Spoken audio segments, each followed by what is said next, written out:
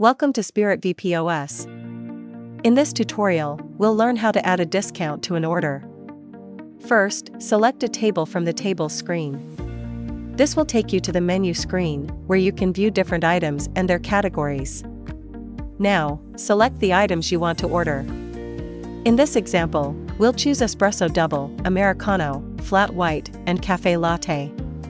Once your items are selected, you must first send the KOT, as discounts can't be applied until the KOT has been sent. After that, scroll down and press the discount button.